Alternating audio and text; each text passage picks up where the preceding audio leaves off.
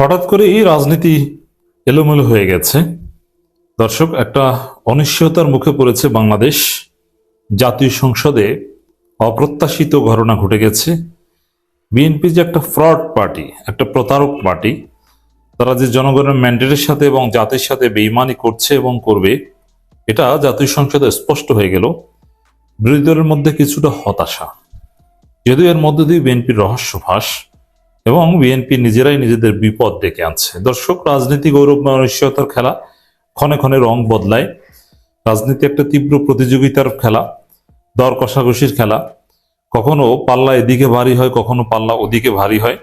তা আজকের খবর মোটামুটি ভালো না।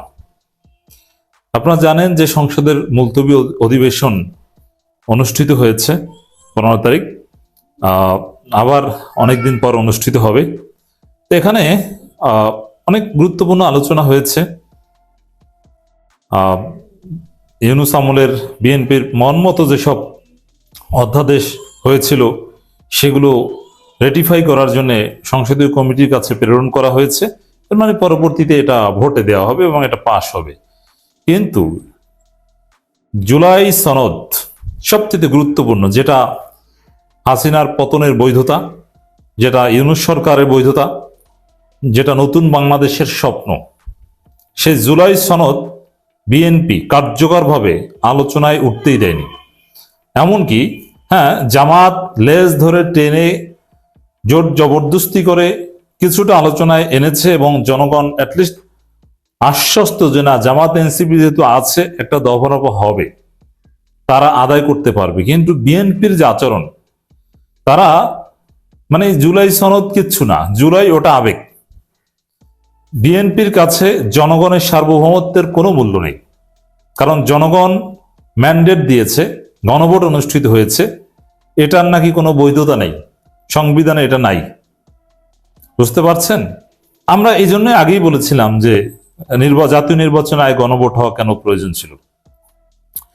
বিএনপির কাছে জনগণের ম্যান্ডেটের ভ্যালু নাই, সংসদের ম্যান্ডেটেরও ভ্যালু নেই। বিএনপি যা সংবিধানে দোহাই দিচ্ছে, বিএনপির কাছে এখন ভ্যালু একটাই, হাসিনার রেখে যাওয়া সংবিধানের দোহাই, সেটা দিয়ে বিএনপি চলতে যাচ্ছে। এটা রাজনীতিতে ডেফিনেটলি অশনি সংকেত এবং অপ্রত্যাশিত, যে সংসদে জুলাই সনদ নিয়ে বিএনপি আলোচনাই করতে দিবে না। আমিরে জামাতকে ধমক দিয়ে বসিয়ে দেয়। আপনি চিন্তা করেন কতটা ফেসিবাদী আচরণ, কতটা জুলাই বিরোধী আচরণ। জুলাইয়ের প্রতি বিএনপির কি ক্ষোভ! এই সালাউদ্দিনদের কপালে বিপদ আছে, কারণ যে জুলাই না হলে, যে আবেগ না হলে সালাউদ্দিনদেরকে সংবিধান অনুযায়ী শিলংয়ে থাকার কথা, সেই সালাউদ্দিন আজকে এমপি হয়েছেন, আজকে তিনি বেইমানি করছেন। আমিরে জামাত জুলাই নিয়ে কথা বলছেন, সালাউদ্দিন বলছেন যে মাননীয় বিরোধী দলের নেতা এভাবে আপনি বলতে পারেন না, আপনি স্পিকারকে নোটিশ দিয়ে তারপরে আলাদাভাবে বিল উত্থাপনের আহ্বান জানাতে পারেন, এভাবে থামিয়ে দিয়ে বলতে পারেন। এর মানে জামাতের এমপিরা, এনসিপির এমপিরা যতটুকু সম্ভব জুলাই সনদ নিয়ে আলোচনা করেছে, সেটাও করতে যান না। কার্যপ্রণালী বিধি দেখায়, মানে কানাকে হাইকোর্ট দেখায় না, ওইরকম জামাত এনসিপি কি কার্যপ্রণালী বিধি দেখায়। সালাউদ্দিন আহমেদের যে বক্তব্য জাতীয় সংসদে, এটা পুরোপুরি অপ্রত্যাশিত, এটা স্রেফ বেইমানিমূলক। এবং সালাউদ্দিন আহমেদের নিজের বক্তব্যের সাথেই বেইমানি, অতীতের যত বক্তব্য দিয়েছেন এবং ঐকমত্য কমিশনে যে বক্তব্য দিয়েছেন, মাঝে মাঝে সাংবাদিকদের সামনে যে বক্তব্য দিয়েছেন, সবগুলোর সাথে বেইমানি করেছেন। তো দর্শক, সালাউদ্দিন আহমেদের যে ফ্রড যুক্তি, অনেকে বলছেন যে এখানে শিশির মনিরের দরকার ছিল, সরওয়ার তুষারের দরকার ছিল। না, এটা কিছু না। এখানে ব্যারিস্টার নজিব মোমেন তিনি যে ব্যাখ্যা দিচ্ছেন, এর চাইতে বেশি ব্যাখ্যা শিশির মনির কি দিতেন।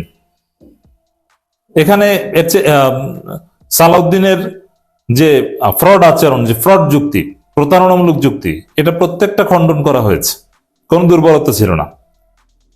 বিএনপি এখানে ব্রুট মেজরিটির গরম দেখাচ্ছে এবং তারা কার্যপ্রণালী বিধি বা সংবিধান এগুলোর মাধ্যমে সল চাতুরির আশ্রয় নিয়ে জুলাই সনদকে ধামাচাপা দেওয়ার চেষ্টা করছে। এখানে শিশির মনিরা থাকলেও যে আমরি কিছু হতো তা না, কারণ আপনাকে কথাই বলতে দিবে না, আপনি যুক্তি জানলে কি হবে। আর ব্যারিস্টার নজিব মোমেন যে যুক্তি দিয়েছেন, এখানে আর কিছু বাকি থাকে না, জাস্ট সংবিধানকে ব্যবহার করছে ইচ্ছা মতো। কারণ সংবিধান যদি মানতো তাহলে তো শেখ মুজিবের ছবি ঝুলতো, তাহলে তার নিজেরা প্রধানমন্ত্রী হতে যেত না, তাহলে তো শেখ হাসিনাকে রাখতো। কিসের সংবিধান? স্রেফ প্রতারণা। আজকে সংসদটা একটা প্রতারণার হাউস হিসেবে আমরা দেখলাম। স্পিকার আচার আচরণের মধ্যেও ভদ্রতা ছিল না। বিরোধী দলীয় নেতাকে কার্যপ্রণালী বিধি শেখানোর মতো ধৃষ্টতা স্পিকার দেখিয়েছেন, যেটা বাংলাদেশে ওইরকম রেকর্ড নাই। বিরোধী দলীয় নেতাকে আনলিমিটেড সুযোগ দেওয়া হয়, নর্মালি তার বক্তব্য থামানো হয় না। অতীতে আমরা দেখেছি বিরোধী দলীয় নেতা সংসদেই যান না, আর সেখানে সংসদে যাচ্ছেন, কোঅপারেটের কথা বলছেন, তাকে কার্যপ্রণালী বিধি শেখানো হচ্ছে। সভ্যতা ভব্যতা কিছু রাখবে না, প্রত্যেকটা আচার আচরণে ফেসিবাদের ছাপ আমরা দেখতে পাচ্ছি। ওভারঅল দিন শেষে জামাত এনসিপির মধ্যে কিছুটা হতাশাজনক চিত্র, কারণ বিএনপির মোটিভ স্পষ্ট হয়েছে যে তারা এটা আলোচনায় আনতে চায় না। সংবিধান সংস্কার পরিষদের শপথই নাকি অবৈধ। তা এখন হয়তোবা জামাত যেটা চেয়েছিল সেটা না হয়ে ভিন্ন পথে হাঁটতে হতে পারে, আলাদাভাবে পার্লামেন্টের।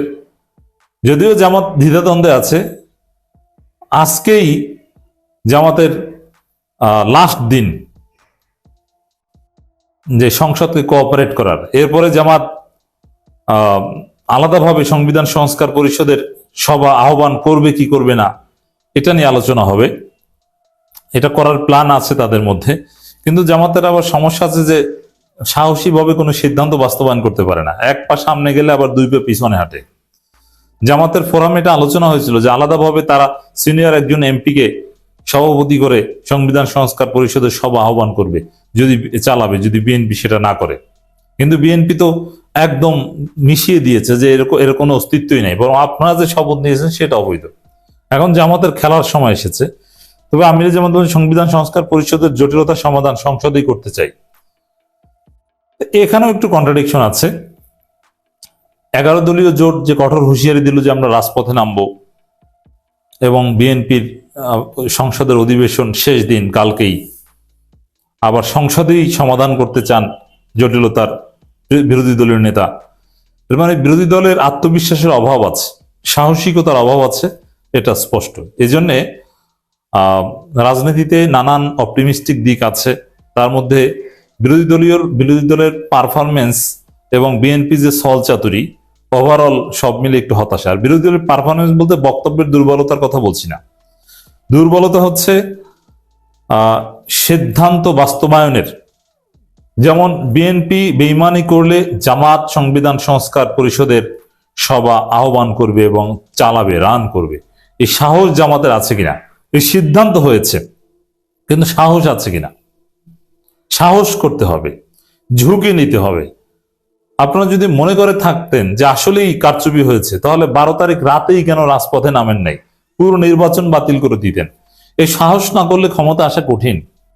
কিন্তু সংসদে তো বিএনপি উত্থাপনই করতে দিতে চায় না।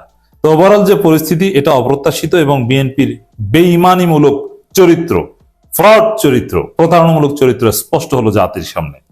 ডাক্তার শফিকুর রহমান এবং নাহিদ ইসলাম দুই বিরোধী দলীয় গুরুত্বপূর্ণ নেতা, একজন প্রধান বিরোধী দলীয় নেতা আর একজন বিরোধী দলীয় চিফ হুইপ, এই দুইজন কঠিন ঘোষণা দিয়েছেন। তারা রাজপথে প্রতিরোধের ঘোষণা দিয়েছে। বিএনপি যদি জনগণের অধিকার হরণ করে, বিএনপি যদি প্রতারণা করে, তাহলে রাজপথে প্রতিরোধ হবে। হ্যাঁ, দেখেন এখন পর্যন্ত যে নিরিবিলি অবস্থা দেখছেন, এটা বেশি দিন থাকবে না। এমনকি ঈদের পরেই রাজনীতি তার স্বাভাবিক হিসাব নিকেশে চলে যাবে। মিনিমাম সোশ্যাল কন্ট্রাক্ট হয়তো বা থাকবে, কিন্তু বৃহত্তর গ্রাউন্ডে বিএনপির বিরুদ্ধে রাজপথে প্রতিরোধ, বিএনপির যে বিশ্বাসঘাতকতা, বিএনপির যে প্রতারণা, বিশেষ করে দেখেন অনেকে বলছেন যে বিএনপির বিরুদ্ধে কি এমন বিষয় নিয়ে জামাত রাজপথে প্রতিরোধ করবে, এনসিপি রাজপথে প্রতিরোধ করবে। বিষয় তো অলরেডি রেডি। যেমন বিএনপি গণপরিষদ সংবিধান সংস্কার পরিষদের সদস্য হিসেবে শপথ নেয়নি, তারা জুলাই সনদকে কার্যত অস্বীকার করছে এবং এটাকে ধামাচাপা দিতে চায়। তারা সংস্কার করতে চায় না, বিএনপির যা মন চায় সেটা করতে চায়। জুলাই সনদে সাইন করেছে, গণভোট, এগুলোর কোনো ভ্যালু তাদের কাছে নেই। সুস্পষ্টভাবে জাতির সাথে, জুলাই বিপ্লবের সাথে প্রতারণা করছে। তো এই জায়গায় বিএনপির বিরুদ্ধে রাজপথে প্রতিরোধ গড়ে তোলা এবং বিএনপিকে বাধ্য করার জন্য রাজপথে আন্দোলন করা। যেহেতু পার্লামেন্টে এগুলোতে তেমন কিছু হওয়ার কথা নয়, পার্লামেন্টে একটাই রাস্তা আছে। জামাত এনসিপির যারা সংবিধান সংস্কার পরিষদের সদস্য হিসেবে শপথ নিয়েছে, তারা আলাদা অধিবেশন ডাকবে সংসদে। অধিবেশন ডেকে যদি তারা সংবিধান সংস্কার পরিষদ আরম্ভ করতে পারে, এটা একটা মাইলফলক হতে পারে। কিন্তু স্বাভাবিকভাবে জাতীয় সংসদে, সংবিধান সংস্কার পরিষদ না, স্বাভাবিক যে জাতীয় সংসদ, সেখানে তেমন কিছু করার সুযোগ আছে বলে মনে হয় না। যার ফলে রাজপথ অনিবার্য। এটি ডাক্তার শফিকুর রহমানের ঘোষণা, জনগণের অধিকার হরণ হলে প্রতিরোধ করব। এর মানে জামাত এখন প্রতিরোধের ডাক দিচ্ছে। এই প্রতিরোধ কত প্রকার ও কি কি, এটা ঈদের পরেই রাজনীতিতে দৃশ্যমান হবে। ঈদের ছুটির পর যখন সবকিছু স্বাভাবিক হবে, তখন দেখবেন যে জামাত কঠোর হতে বাধ্য হবে। কারণ তখন পার্লামেন্ট কার্যকর হবে কিনা, পার্লামেন্টের মাধ্যমে জাতির যে অধিকার, এই জাতির সবচেয়ে বড় অধিকার হচ্ছে জুলাই সনদ। জুলাই সনদের চাইতে বড় কোনো অধিকার নেই। জুলাই সনদের মধ্যেই সমস্ত অধিকার নিহিত আছে, লুকায়িত আছে। অতএব জুলাই সনদই সব। যেমন বৈষম্য মুক্ত বাংলাদেশ, আমাদের ছেলেমেয়েরা চাকরি পাবে যোগ্যতার ভিত্তিতে। এই জন্য পিএসসির যে গঠন প্রক্রিয়া, পিএসসির চেয়ারম্যান নিয়োগ, দুদকের চেয়ারম্যান নিয়োগ, এগুলোতে জুলাই সনদ অনুযায়ী একটা সিস্টেমে আনতে হবে। নইলে আমাদের ছেলে মেয়েদের চাকরি হবে না, তারা পাশ করলেও চাকরি হবে না। তো এই জন্যই তো জুলাই সনদ, এগুলো জুলাই সনদে আছে। রাষ্ট্রীয় প্রতিষ্ঠানগুলোকে ঢেলে সাজানো, এগুলোই জুলাই সনদে আছে। অতএব জনগণের সমস্ত অধিকার লুকায়িত আছে জুলাই সনদে। আর এই জুলাই সনদ বাস্তবায়ন করতেই, জুলাই সনদের অধিকার বিএনপি হরণ করতে চায়, আর জুলাই সনদ বাস্তবায়ন করতেই জামাতকে রাজপথে প্রতিরোধ গড়ে তুলতে হবে, এনসিপি কে রাজপথে প্রতিরোধ গড়ে তুলতে হবে। এটাই হচ্ছে সব কথার মূল কথা। আগামী 5 বছর রাজনীতি এটাই। জুলাই সনদ অক্ষরে অক্ষরে বাস্তবায়ন করাতে হবে এবং উইদিন 180 ডেজ। এই জন্য ইউনূস সরকারের কাছে জনগণের দাবি ছিল জুলাই সনদ বাস্তবায়ন করে দিয়ে, গণভোট দিয়ে তারপরে আপনি নির্বাচন দিয়ে যান। কিন্তু না, বিএনপি ঠেকিয়ে রেখেছে। বিএনপির এই প্রতারণা যে কতটা সুচিন্তিত ছিল এখন তো দেখছেন। কেন বিএনপি একই দিন জাতীয় নির্বাচন এবং একই দিন গণভোট চেয়েছে? কারণ একই দিনে যদি হয়, তারপরে যদি বিএনপি ক্ষমতায় আসতে পারে, তাহলে বিএনপি এটা নিয়ে প্রতারণা করতে পারবে, মেজরিটি পেলে ওটাকে অস্বীকার করতে পারবে। এখন সেটাই হয়েছে। আমরা তো এটাই আগে বলেছিলাম যে বিএনপি এটা করবে, সেটাই হয়েছে। তবে যদি আগেই গণভোট হতো, তাহলে বিএনপি প্রতারণা করতে পারতো না। দর্শক, আমি নাহিদ ইসলাম বলছেন, জুলাই সনদ বাস্তবায়ন করে আমরা নতুন বাংলাদেশ বিনির্মাণে এগিয়ে যাব। এর মানে জুলাই সনদই হচ্ছে সবকিছু। এটা নাহিদ ইসলামরা বাস্তবায়ন করবেনই, আর আমির জামাতরা এর জন্য প্রয়োজনে রাজপথে প্রতিরোধ করে তুলবেন।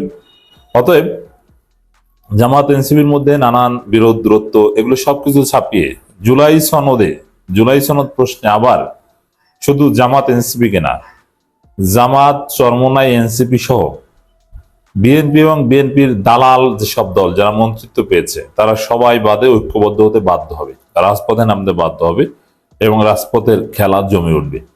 এবং এই রাজপথের আন্দোলনের বিরুদ্ধে বিএনপি বিকল্প তেমন কিছু করতে পারবে না, করার সুযোগ নেই। দিন শেষে বিএনপি সহজে এটা মানল না, কিন্তু ঘুরিয়ে পেঁচিয়ে এটা মানতে বাধ্য হবে, বিএনপিকে বাধ্য করা হবে। জামায়াত ইসলামের আমির ও বিরোধী দলীয় নেতা ডাক্তার শফিকুর রহমান বলেছেন, আমরা সংসদের ভেতরের জনগণের অধিকারের পক্ষে কথা বলবো। যদি শুধু সংসদ যেটা সংবিধান সংস্কার পরিষদ নয়, এবং জুলাই সনদ বাস্তবায়নের আগের যে সংসদ, সেই সংসদের ভেতরে কথা বলার তেমন কোনো তাৎপর্য নেই। আমরা মজা পাবো, আমরা কন্টেন্ট বানাবো, জাতি দেখবে কে কত সুন্দর বক্তব্য দিয়েছে, জাস্ট এতটুকুই। কিন্তু সংসদের ভিতরে কথা বলে কার্যপ্রণালী বিধি অনুযায়ী কোনো কিছু বাস্তবায়ন করা সম্ভব নয়। কারণ বিএনপি 2/3 উপর মেজরিটি আছে, তারা যা চাইবে সেটাই হবে। তাতে বিএনপি জামাত যদি চেয়ার ছড়াছড়ি করে, তাতেও কিছু আসে যায় না। বিএনপি যেটা চাইবে ওইটাই হবে। অতএব জুলাই সনদ বাস্তবায়নটা রাজপথে আদায় করতে হবে। আর জুলাই সনদ বাস্তবায়নের পর যে সংসদ গঠিত হবে, হ্যাঁ, সেখানে যেহেতু উচ্চকক্ষ হবে, সেখানে একটা কার্যকর ব্যবস্থা আসবে।